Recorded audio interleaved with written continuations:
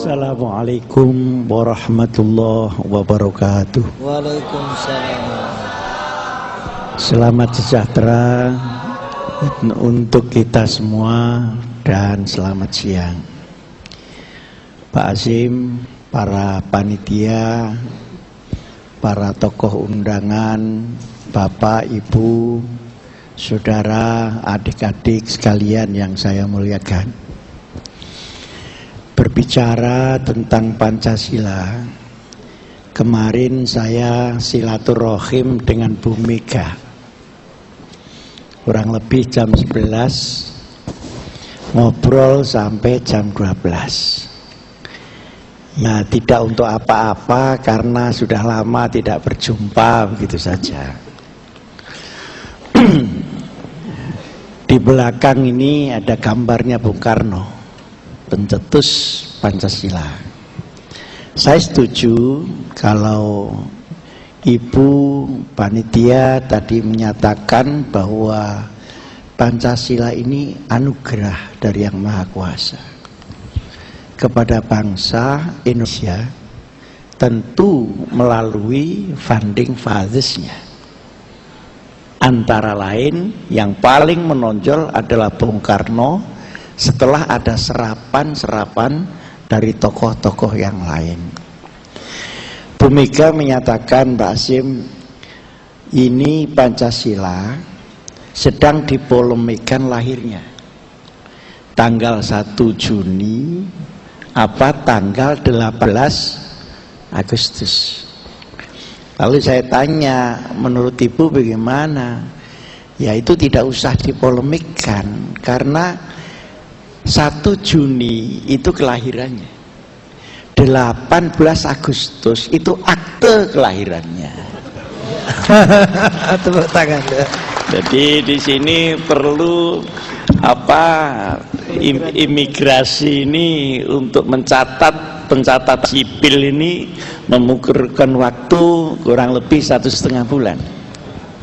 Jadi 18 Agustus adalah penetapan konstitusinya tentang Pancasila itu. Nah, yang kedua, saya sampaikan kepada Bu Mega, Bu, sekalipun Pancasila ini hebat, tetapi menurut pendapat saya, sejak lahirnya sampai sekarang belum terrealisir secara utuh, filosofis dan praktis. Masih terus dalam proses, termasuk ketika zaman Bung Karno. Nah, dari 17 Agustus 45 berjalan 4 tahun, 1949 ada maklumat wakil presiden yang kemudian melahirkan pemilu 55, melahirkan demokrasi liberal yang tidak pas dengan konsep Pancasila itu.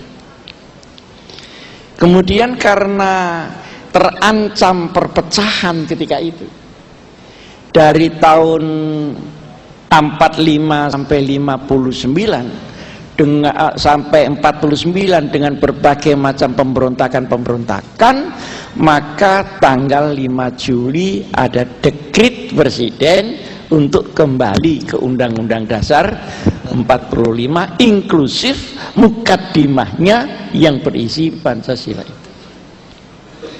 Nah, begitulah beliau semenjak itu, Bung Karno tahun 49 sampai 55 mendrive Pancasila itu di dalam kenyataannya.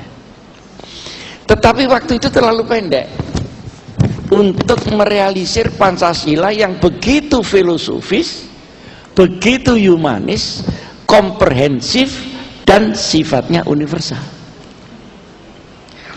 Malah belakangan masuk angin, tahun 65 akhirnya terjadilah tarik-menarik antara kiri dan kanan itu, kemudian lahirlah Orde Baru.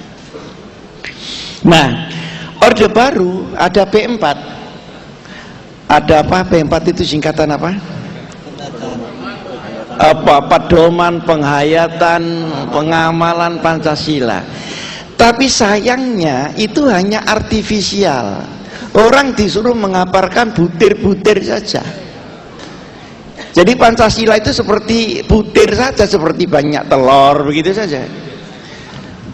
Manggala-manggalanya ini begitu aktif membuat kursus-kursus, tapi anehnya pada saat reformasi, di mana Undang-Undang Dasar 45 diubah, termasuk menabrak beberapa prinsip-prinsip Pancasila itu, yang mempelopori manggala-manggala P4 yang ada di MPR itu. Nah ini yang tepuk tangan ini belum kebagian jadi MPR ini. Nah begitu masuk reformasi, ada satu adagium di dunia ini bahwa tidak pernah ada undang-undang dasar yang tidak memerlukan perubahan pada proses zaman. Termasuk Amerika Serikat sendiri pernah mengamandemen beberapa pasal dari Declaration of Independence itu. Tetapi perubahan undang-undang dasar yang begitu mendasar itu harus sesuai dengan kebutuhan ketika itu, bukan sesuai dengan selera orang yang mengubah. Nah yang di Indonesia ini perubahan ini sesuai dengan selera yang mengubah, sampai 4 kali diubah lagi, dan sifatnya lebih banyak reaktif terhadap kondisi rezim sebelumnya daripada filosofis bangsa Indonesia. Jadi saya pernah mempertanyakan dilema Anas, reformasi ini rekonstruksi Indonesia atau revolusi Indonesia, atau hanya reaksi dari rezim ke rezim, sehingga apa yang dulu dirasakan tidak enak pada zaman Pak Harto itu dibongkari semua, sehingga dengan demikian ketika orang tani ini sedang menyiangi tanaman, ini kan harus mencabut rumput-rumputnya, Bu, supaya padi ini tumbuh subur. Tapi karena terlalu semangat, padinya ikut tercabut. Akhirnya sampai sekarang tidak panen-panen Republik Indonesia ini, kecuali panen masuk angin itu tadi. Nah, para bapak dan saudara-saudara sekalian, ini saya akan membagi pembicaraan saya dalam 3 bagian. Coba sekarang Pancasila ini kita bandingkan dengan filsafat negara yang tidak Pancasila.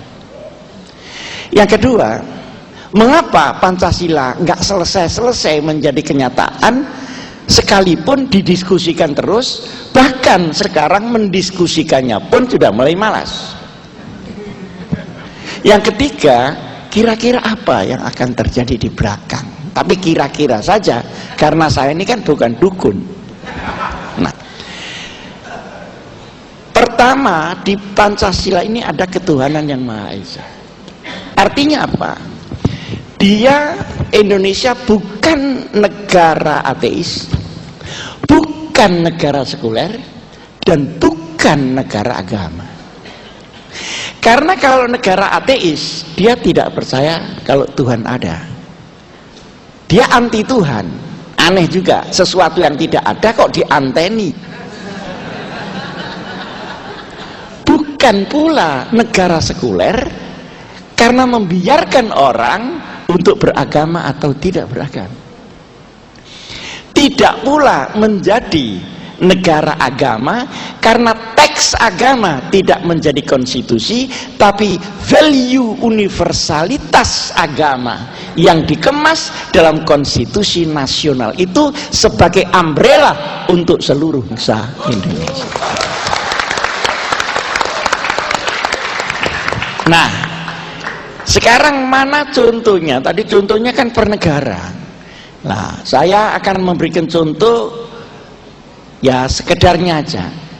Sekarang kita lihat negara Eropa Timur yang semenjak 70 tahun yang lalu menyatakan diri sebagai negara komunis, negara ateis, dan agama tidak boleh hidup. Dia berumur 70 tahun. Komunisme di dunia mulai tahun 20-an dan ambruk pada tahun 90-an dengan glasnost perestroika oleh Brezhnev, oleh Gorbachev. Padahal untuk mendirikan negara yang tidak bertuhan ini, di dalam catatan sejarah tidak kurang dari 110 juta orang harus mati untuk revolusi. Ternyata setelah 70 tahun ambruk. Saya baru saja ke Moskow, baru saja ke Pittsburgh, bukan Johannesburg. Kalau Johannesburg itu kan bal-balan. Ini Pittsburgh, kira-kira 3 jam dari Kau. Di sana matahari paling 1 bulan itu tampak 1 minggu aja. Yang 3 minggu itu tidak ada matahari. Oleh karenanya saya ingin mengajak ulama-ulama ke sana supaya nanti tahu kalau di Pittsburgh itu ru'yah hisabnya ngaturnya seperti apa. Karena bulannya tidak tampak, padahal ru'yah itu berdasarkan pengincengan. Apa pengincengan itu? Bagaimana? Nah, ya ini hanya untuk memperluas wawasan aja, untuk memperluas. Tapi tiketnya yang mahal. Tidak tahu kalau Pak Hasim itu mau niketin saya ke sana. Ya. Supaya ada wawasan global daripada pemikir-pemikir agama kita. Nah, saya terus ke Cekoslowakia dan terus ke Hongaria. Dalam kondisi reformasi sekarang di negara komunis yang berubah, 1, orang mulai boleh beragama, 2, orang mempunyai hak pilih, orang mempunyai hak untuk memiliki harta, kemudian dia tapi Katolik. Nah, kemudian Islam itu nomor 2. Saya ketemu keduanya. Sekarang ini 60.000 masjid dibuka di Rusia, sementara 127.000 gereja dibuka. Tapi masyarakat Rusia masih mikir-mikir, Tuhan ini ada betul apa enggak? Begitu sekarang. Jadi kemarin waktu apa? Lagi tenanan rek, rekin guyonan. Jadi waktu zaman komunis itu sudah divonis Tuhan tidak ada dan tidak boleh diadakan. Ini waktu komunis. Setelah reformasi ini iya ya, Tuhan itu ada apa tidak ada gitu. Jadi antara ada sama tidak ada. Artinya apa? Bahwa ateisme hanya bisa bertahan 70 tahun, tidak lama. Karena bertentangan dengan jiwa manusia yang paling dalam, maka dia akan rontok. Sekarang masuk ke Eropa Barat. Eropa Barat menggunakan sekuler. Jadi sekulerisme itu adalah soft atheism. Nah, di situ antara agama dan negara dipisah. Jadi tidak boleh ada kebaktian Katolik di mana? Istana, di kabupaten, itu tidak boleh. Dan tidak boleh deket-deket sama undang-undang negara di sana. Undang-undang undang-undang, agama adalah agama. Dan itu diterima oleh bapak-bapak yang mayoritas Katolik, baik yang di Vatikan maupun yang di Eropa Barat. Apa yang terjadi? Di negara yang sekuler ini akhirnya pelan-pelan agama itu sendiri dihancurkan oleh sekularisasi itu. Banyak norma-norma agama yang dihancurkan melalui undang-undang. Misalnya, kita masuk di Copenhagen. Di situ ada Denmark, kita masuk di Norwegia, kita masuk di Austria. Undang-undang perkawinan itu enak Pak di sana. Laki-laki boleh kawin dengan laki-laki, perempuan boleh kawin dengan perempuan. Laki dan perempuan juga boleh kawin laki dengan perempuan. Saya itu mikir, agama apa yang memperbolehkan itu? Pasti dilawan oleh Katolik, dilawan oleh Kristen, tapi terjadi oleh parlemen yang beragama Katolik itu. Nah, saya itu mikir, kalau perempuan kawin dengan perempuan, saya tidak bisa membayangkan. Tapi kalau laki-laki kawin dengan laki-laki, itu mau apa dia coba? Ini mau kawin apa mau olahraga? Atau mau... Nah, sehingga secara tidak sadar tokoh-tokoh agama yang melepaskan balon sekularisasi ini, dia satu ketika akan dimakan oleh sekularisasi itu sendiri. Berarti tidak cocok. Nah, sekarang masuk lagi, saya ambil negara agama. Tadi belum disebutkan apa Timur Tengah, karena beliau tidak pernah ke Timur Tengah. Beliau itu lah ya, artinya tidak mendalami masalah Timur Tengah. Nah, sekarang Timur Tengah kenapa menjadi negara agama? Karena banyak faktor.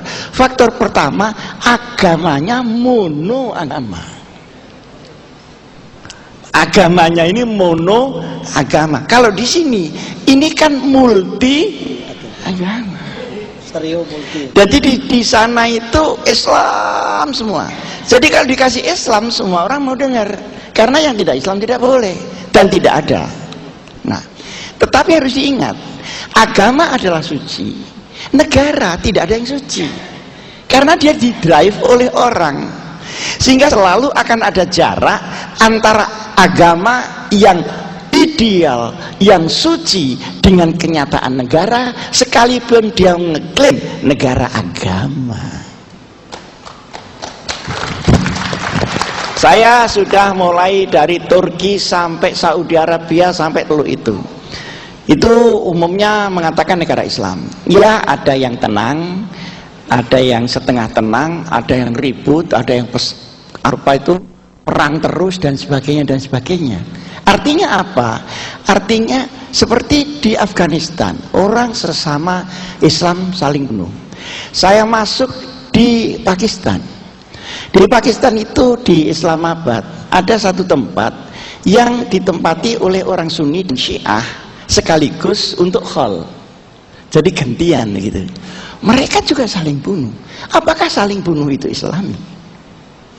Tentu tidak. Tapi berada pada negara Islam.